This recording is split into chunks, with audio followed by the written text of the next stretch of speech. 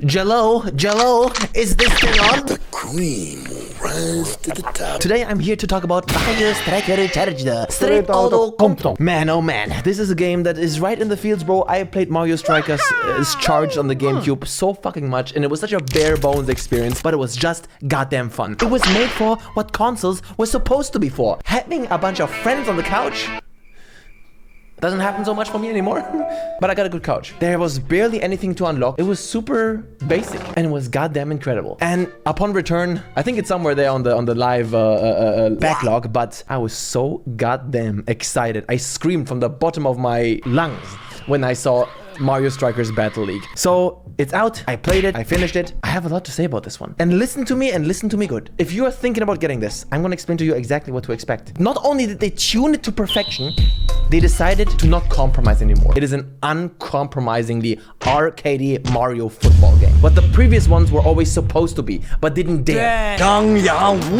If you enjoyed the previous Mario Strikers game because they felt like football, but still were arcadey, right? You have the crazy attacks, the supercharged shots and shit. At the core of it, it was still football. Well, they said, fuck that balance, we are going arcadey all the way. I can see that left some people behind. It fully moved towards people like me, the Chinese, shout out to Japan. So it's completely arcadey now, which is exactly what it was always supposed to be. The stadiums now are much smaller. In the previous games, it still felt like, you know, it was a football field and you walked around and shit. Now it's so tight, it's fucking tight.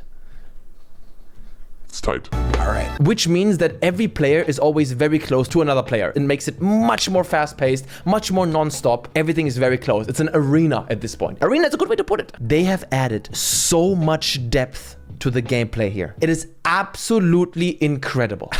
It's become a game beyond football. You have tackles, perfect tackles. You're punished for tackle if you don't hit it because your character is then falls down. Your sprints are very punishing. You kick the ball ahead of you. If you sprint for too long, your character is sweating. You have perfect shots. You have dodges. If you hit them perfectly, you get a speed boost. Risk and reward is so baked into the fucking gameplay. You can't spam anything anymore. It is such a well-balanced, incredible experience, polished to perfection. It's honestly unreal, and I'm not exaggerating. No easy. One problem that was in the previous games is that you could always do the ultimate shot, and that's over now. I love the fact that everyone can do them, but you can only do them if you collect the little ball, like in the Smash, the thing that you have to collect for the ultimate Smash. And if you charge it up and you get interrupted, it's gone. So it doesn't happen too much. And you don't have to, like, when you activate it, watch a whole fucking cutscene. It always took so much momentum out of each match.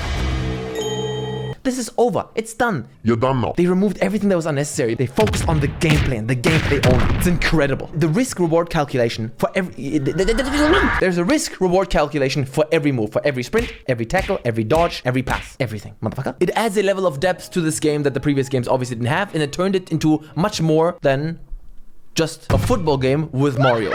It is now a Mario game. It's a Nintendo game. Proper. Items have always been like a weird one in the past games, you know. I think, like, even from a game design standpoint, if I was on the team, I wouldn't like know how to implement that shit. In the past, it was kind of forced on it. There were items and shit happens. Now it is still a little bit like that, but they added here depth and risk reward punishment as well. Because if you tackle somebody who doesn't have the ball, they get an item box that only they can collect. It's kind of holding you back on don't go too crazy with the tackles, bro. This game is just fucking, it's the ultimate experience. Then in terms of, you know, attention to detail and love for the characters, I think it's fucking great that every character you play has the unique animations. The way they tackle, the way they run, everything is unique for every character. Wario carries the ball with his hands. Yoshi does a little tongue licky.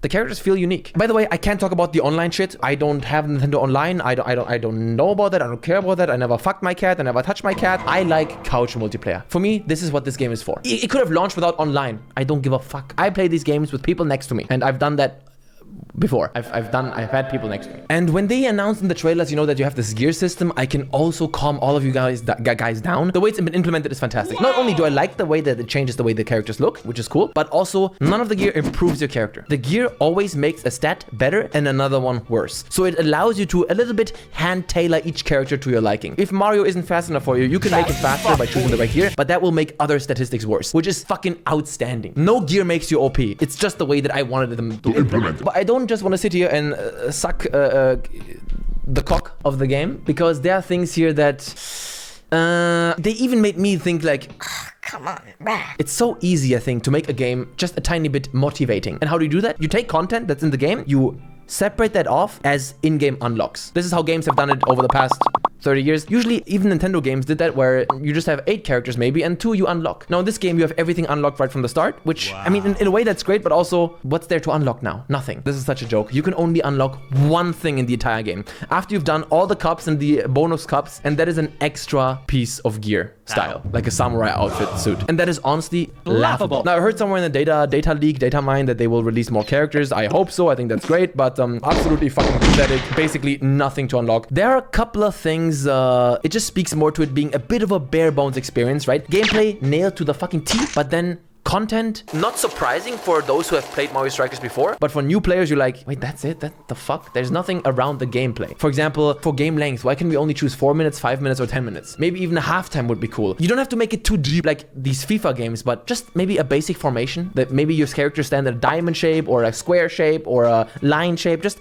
basic formations. Armies and a formation. A hazmat. The entire game is an a hazmat. I see a lot of people very disappointed. Oh, there's nothing in there. Well, then you didn't play the game on GameCube. This is just what it is. It's a very bare bones game, but the gameplay, if you play that shit with your friends, it is fucking so much fun. I scream. When I play this game, I scream. I'm in the constant state of scream. And I can only play it for an hour because then I'm so exhausted and I've had basically a fun orgasm. That's how good it is. So Mario Strikers Battle League, everything that I wanted it to be. It is a very good 8 out of 10. Now, catch you on the next stream. Also, the game is too easy and too short. Yeah.